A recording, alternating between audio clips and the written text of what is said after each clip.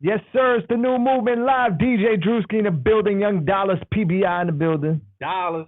Dollaz Philly. Philly's in here. Philly in the building. AKA Red Head Papi. Yes, indeed. Let's start there because when did this Red Head Papi start?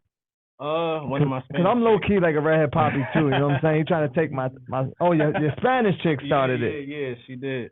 She used to call me Papi, and I had blonde hair like you. Right. And I dyed it red, and she was like, "Ooh, my little redhead Papi," and I just ran stuck with it. Yeah. And that's what it was. Because you've been putting in work and making music for a minute now.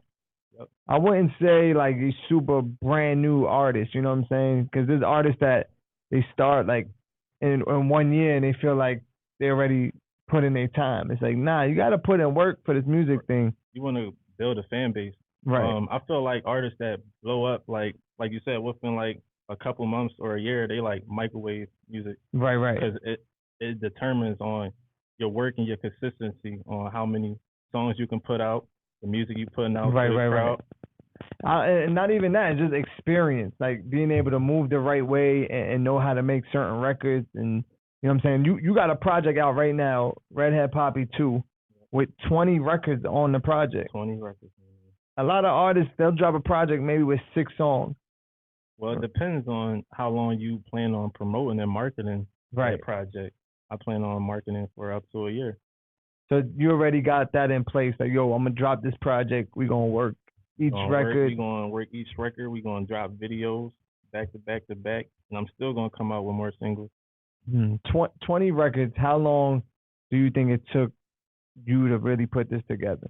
Well, funny story is, during the recording of Red Head Papi Part 2, I also was making Part 3 at the same time. So I recorded about 50 songs, and I had to put them together, like what songs I'm going to use for Part 2. Right. I even worked with mainstream artists. I got a record out with Sean Paul, and I got one with Rick Ross in the Cup. Nice. We're gonna talk about the Sean Paul record, but I want to talk about the single Gelato, which is out now, going crazy. Is that one of your favorite records off the project? That's one of my favorite records. That's a banger. Because outside of the music, you have like a whole little smoker pack put together too, right? Yep. Let's talk about that. Kit. So Gelato, that's one of my favorite strands. And, it's all about your marketing scheme and how you putting it together. So, we got the smoking trays, the ashtray, the candle, the weed jar, and the matching lighter. Everything a pothead would need to light up. Yep, to go on a trip.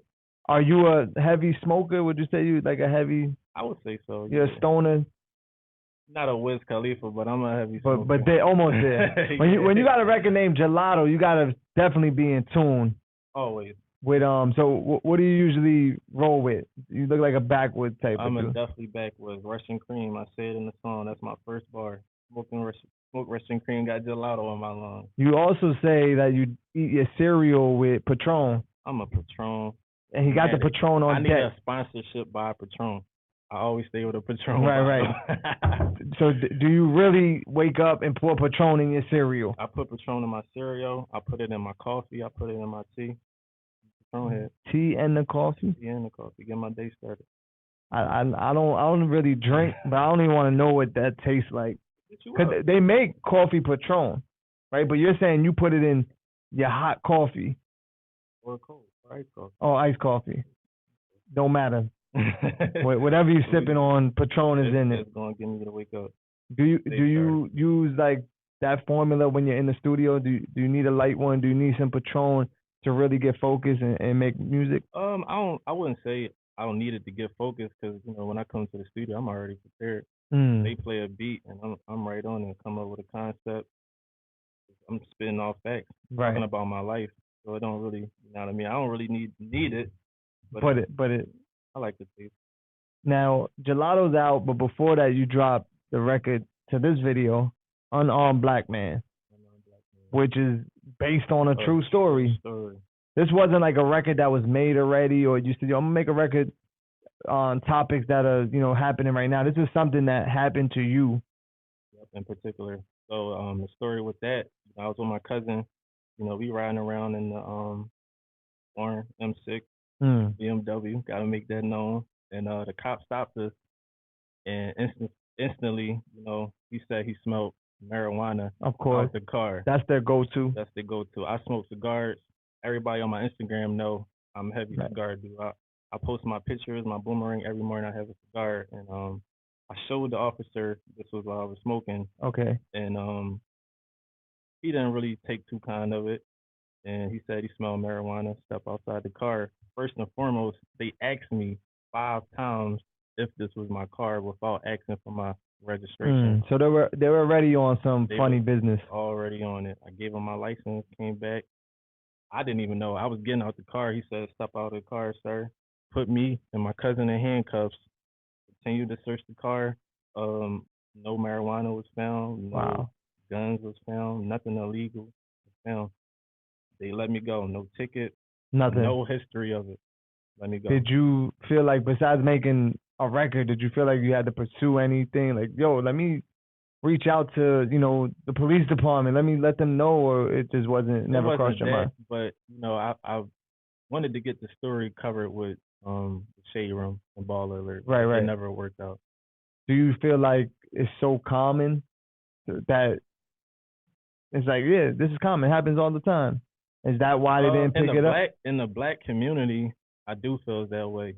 Definitely in South Philadelphia. That's originally where I'm from, and that's where it happened at. So you see a black man in a $120,000 car, right? You think something is up.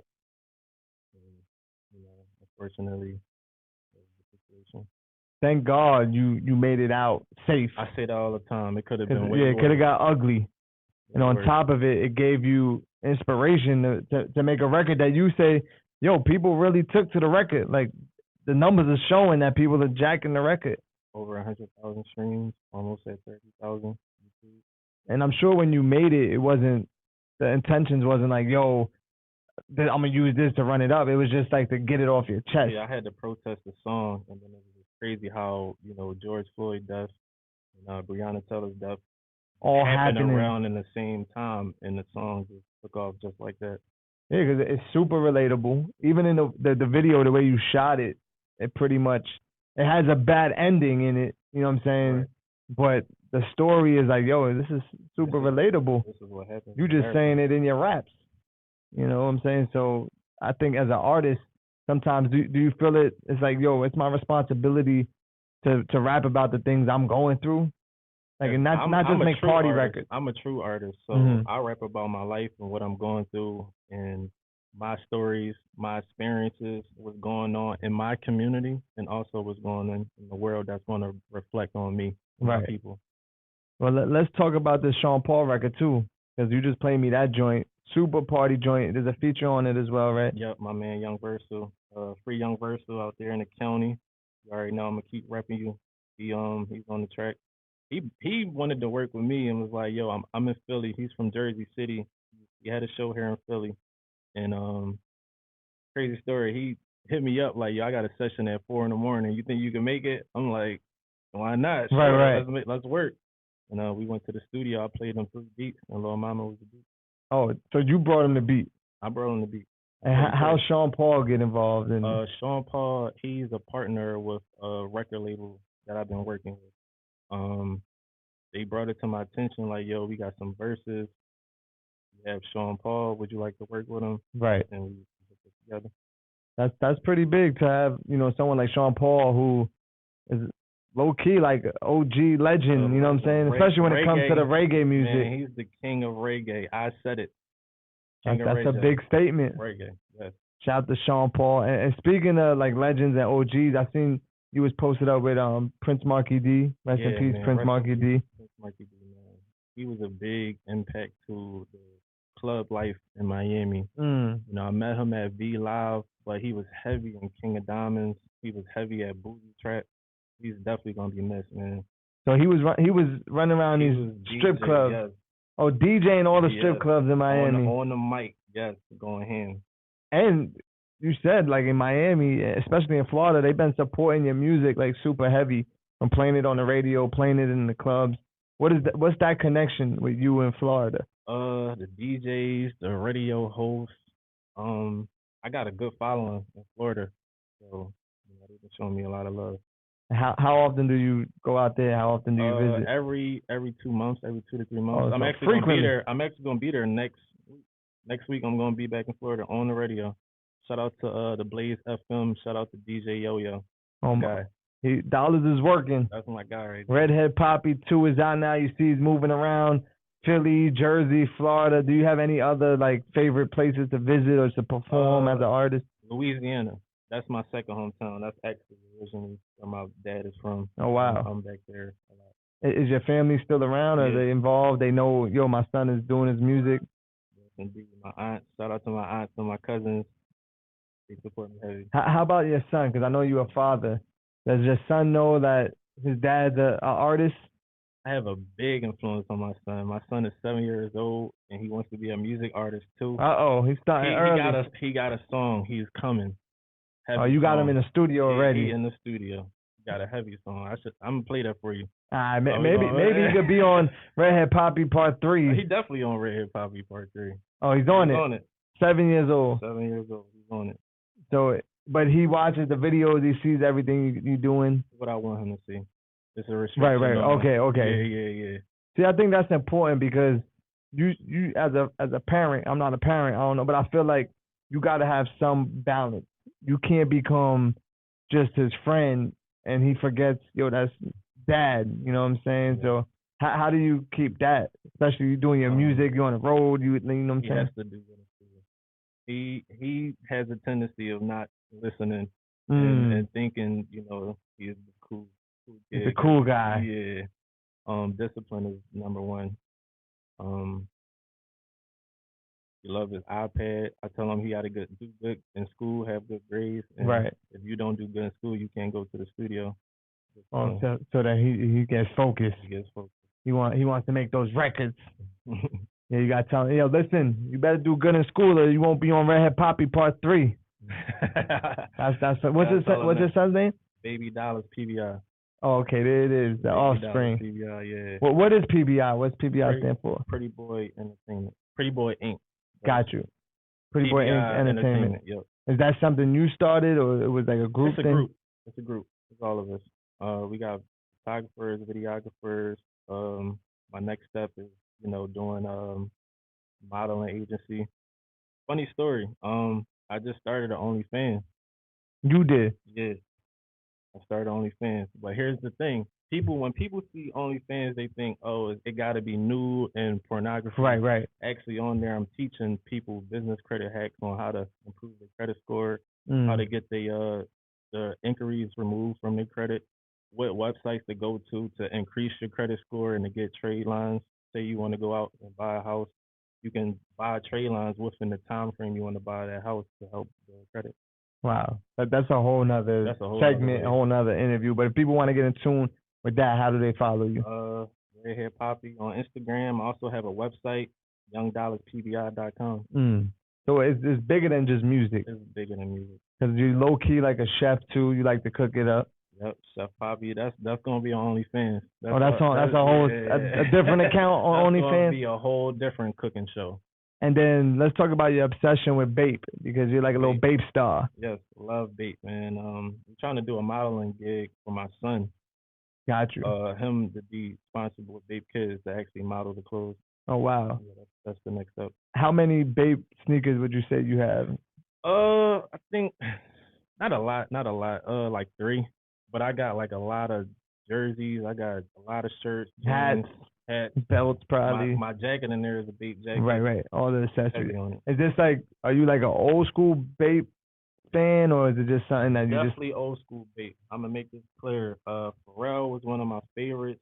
He was one of the first I seen to rock Bape. Lil Wayne. Shout out to the Clips. Way back then. Wayne really brought it out. Yeah. Pharrell was super involved from the beginning, because then they started the whole BBC line off of that. You know, and speaking of some of your favorite artists, who else did you listen to or inspired you to do music? Well, I listen to everybody, but how my sound is. I grew up listening to Snoop Dogg, Dr. Dre, Tupac, of course, Biggie. And like even new people are here. Not new, but like Lil Wayne. Right. Rick Ross is one of my favorite influencers because he's a brand, like he's a walking brand. Right, right. He got music, and he has restaurants and real estate, and he has his own beverage liquor. Right. I'm influenced by is that what you see your brand being? Promoting wealth. We want to make generational wealth for our kids. Well, we look forward to watching you grow, your brand grow, your OnlyFans grow. Young Dollaz in the building. Red Head Papi Part 2 is out now. Part 3 is on the way. Any last words for the city, for the people, and how can they follow you? Follow me on Instagram at RedHeadPapi with 2 I's. Log onto my website at www.youngdollazpbi.com. You can find everything on there. There it is. The new movement live. DJ Drewski, Young Dollaz in the building. More Patron. He gonna sip his Patron. Make sure you follow him. We out.